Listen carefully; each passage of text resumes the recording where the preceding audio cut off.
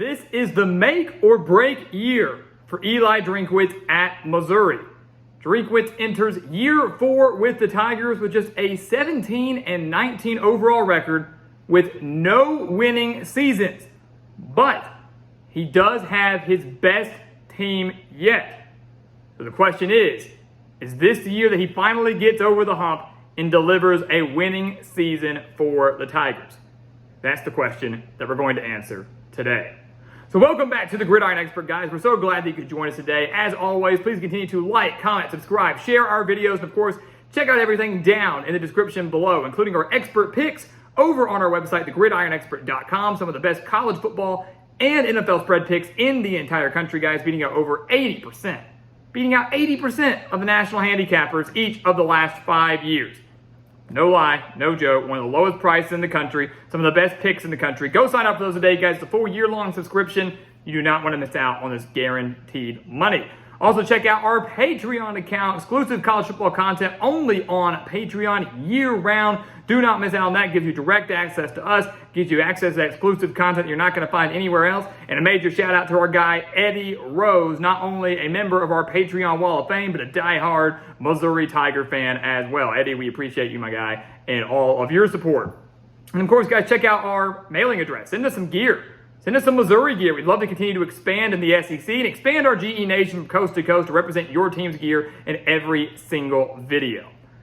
So let's take a look at Missouri. I really do like this team. I think this team has a chance to be sneaky good this year. It's just, they had that opportunity to be sneaky good, but they also have a chance to, unfortunately, disappoint. Which one is it going to be? When you take a look at the offense, it's kind of going to be the difference maker for Missouri this year. We know the defense is going to be great, and we'll touch on that in a second. But the offense is what's going to be the key X factor for the Tigers. 7 starters are back on that side of the ball. They only averaged 24.8 points per game. It was a pretty disappointing offensive display in 2022.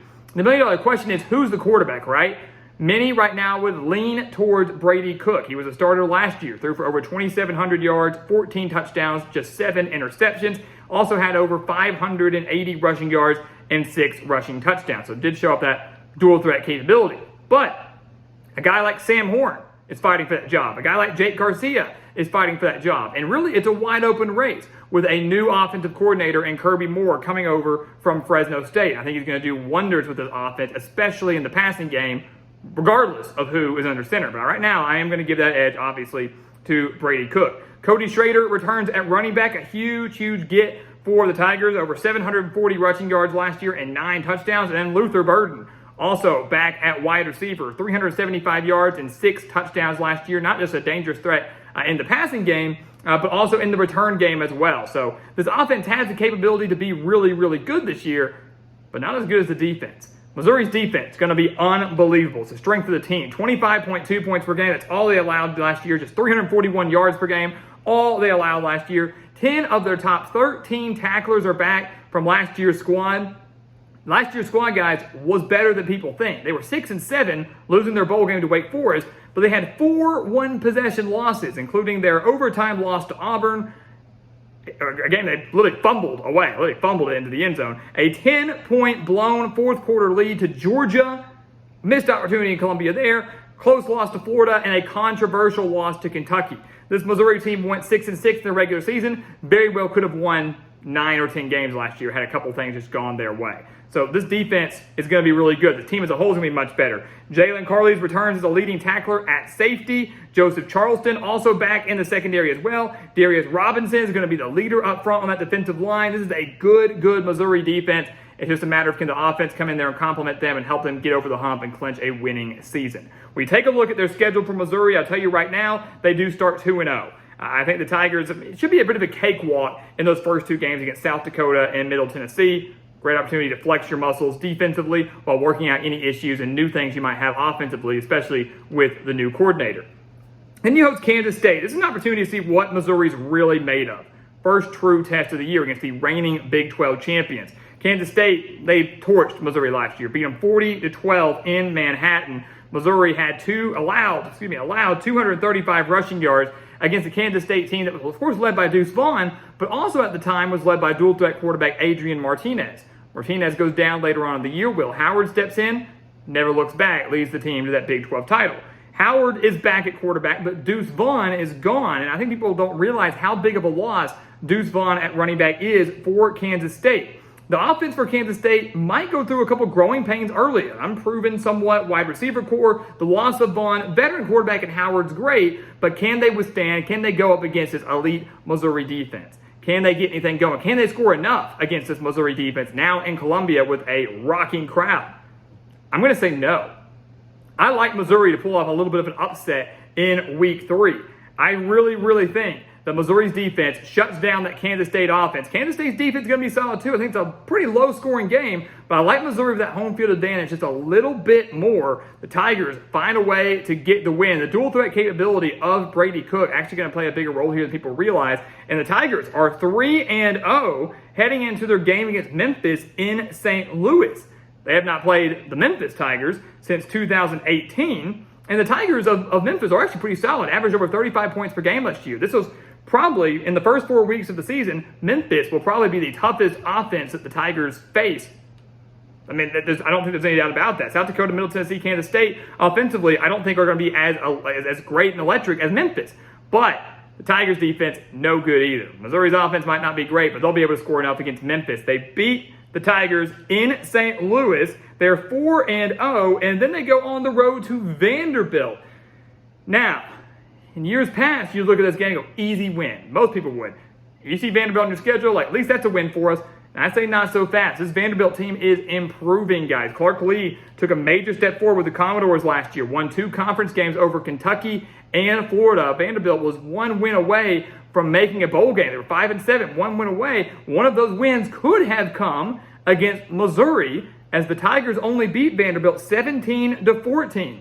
And this Vanderbilt game comes at a very interesting spot. The first true road game of the year for Missouri, right before a big home slate against LSU. If the Tigers start 4-0, they will be ranked in the top 25, especially with that win over Kansas State. And they might be looking ahead, thinking, hey, we could have a top 20 maybe showdown against LSU in Columbia on October 7th. How great would that be? And Vanderbilt's like, we still got a game to play. They've got a competent quarterback in A.J. Swan. The defense will take a major step forward with 8 starters back. And I'm actually going to project an upset win for Vanderbilt over Missouri. I know Missouri fans are going to hate me for that, but here's the thing. Vanderbilt is winning at least 1 conference game, maybe even 2 again this year. They are taking that major leap forward. They've played Missouri very close in years past. They have a competent quarterback. Their top 3 pass catchers returning, 8 starters back on defense. Only lost to Missouri by 3 last year. I think they match up well with the Tigers. I genuinely do. They have home field advantage. Not much of one, but they do. And I think this is a great look-ahead spot for Missouri, but they maybe underestimate the Commodores, and Vanderbilt takes advantage of them. Missouri takes their first loss of the year in upset fashion to Vanderbilt. They are 4-1. The LSU game loses a little bit of its luster, maybe a little hungover. Missouri falls to the Tigers of Baton Rouge. LSU guys simply too good. Jaden Daniels is back. Malik Neighbors is back as a 1,000-yard receiver. Their top 4 rushers are back. The defense is unbelievable at all 3 levels. I know last time the LSU came to Columbia, they lost. They fell to Missouri 45-41 back in 2020. I just don't see that happening again this year. Missouri gives them all they can handle, and the game's closer than people realize. This is a massive trap game for LSU, no doubt about it, but I just don't think the Tigers have enough to match them step for step. LSU gets the win there. Missouri now 4-2, and will make them 4-3 with a road game and road loss at Kentucky.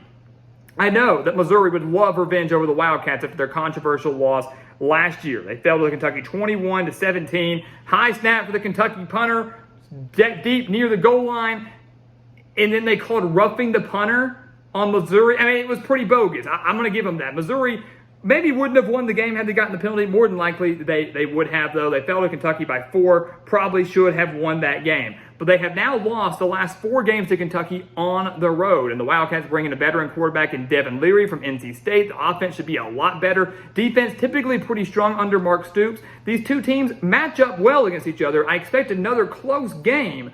Wouldn't be shocked at all if Missouri won this game, but I don't think they can get the job done on the road. The Tigers lose to Kentucky for their 3rd straight loss. They're 4-3. Right before their bye week, though, they play South Carolina, and I do think they get their 5th win. They snap the losing streak, and they beat the Gamecocks.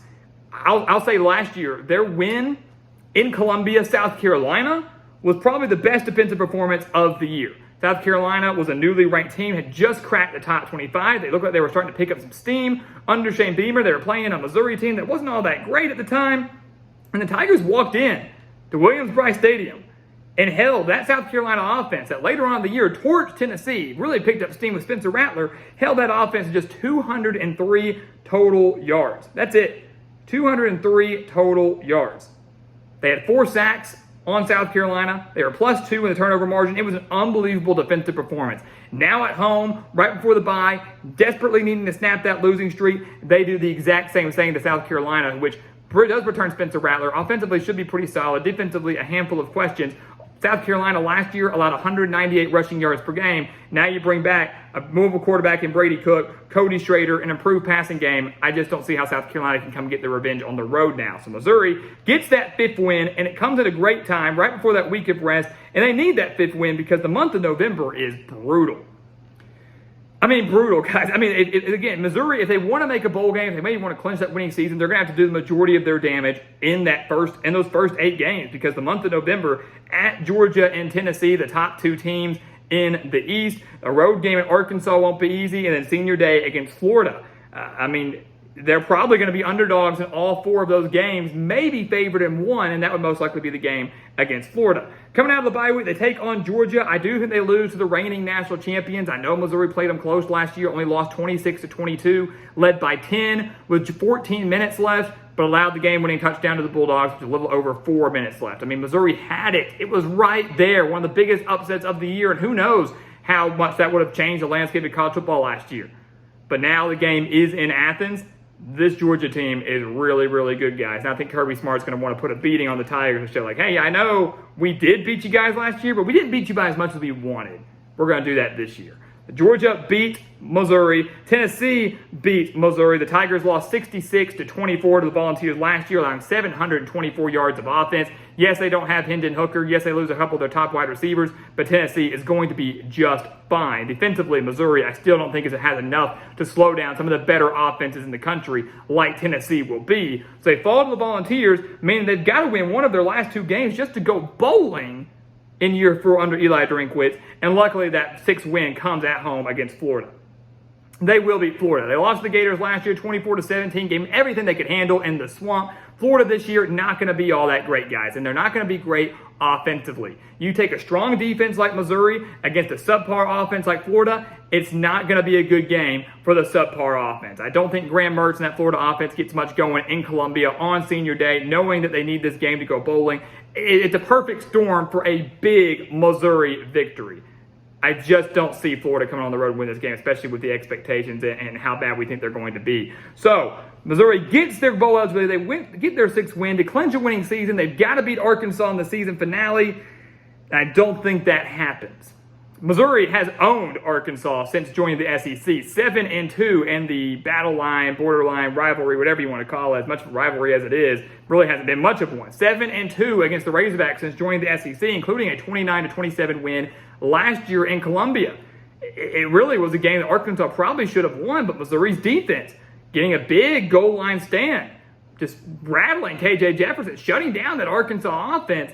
I don't think they can do it again, though, in Fayetteville. The Razorbacks offense should be a little bit better. Dan Enos in as offensive coordinator. KJ Jefferson returns. Rocket Sanders returns. Unproven core of wide receivers, but the talent is there. Senior day for the Razorbacks. It's one of those things where Arkansas at home against Missouri, I feel pretty good. In Columbia, bit of a trap game more so for the Hogs. I probably lean Missouri's way, but I'm going to give Arkansas the win at home, which means Missouri is going to finish the year for us at 6-6. Now, I still have a lot of faith in this team, guys. Keep in mind, this was a team that was really good last year, much better than their record showed. Maybe the Vanderbilt loss is a stretch. Give them the win against Vanderbilt, you've got your winning season. Or maybe you say they're not beating Kansas State, but they're definitely beating Vanderbilt. Well, now you still got 6-6. I don't think Missouri can get above 7-5.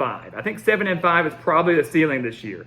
Still a very brutal month of November where I do believe pretty confidently they will lose 3 of 4. I don't think they're going to be able to beat LSU, one of the better teams in the West. You know, I really think 7-5 is probably the highest mark. That would be their first winning season under Eli Drinkwitz. That'd be great. But should be noted, 6-6 gets them back to a bowl game. That's where they want to be. That's where they need to be. And if they can win that bowl game, they will still clinch their first winning season under Eli Drinkwitz. It's not the big breakout year fans are hoping for, but it's still another postseason appearance. Still going to be a very competitive football team, and I can tell you one thing. While we don't have them as a great breakout team, major record, Missouri is definitely a team, especially defensively, that I do not want to see on my schedule this year. So guys, as always, thank you so much for watching us here at the Gridiron Expert on YouTube. Make sure to continue to like, comment, subscribe, share our videos, and of course, check out everything down in the description below, our expert picks over on our website, thegridironexpert.com, our Patreon account for exclusive college football content year-round. Join our Patreon Wall of Fame. Eddie, we thank you again. And of course, check out our mailing address. Send us some gear, send us some Mizzou gear, send us some SEC gear, any of your team's gear to be represented in every single Gridiron Expert video from now through the end of the year, really from now through eternity. Go check it out. And once again, guys, as always, thank you so much for watching, and we'll see you next time right here on the Gridiron Expert. Yeah.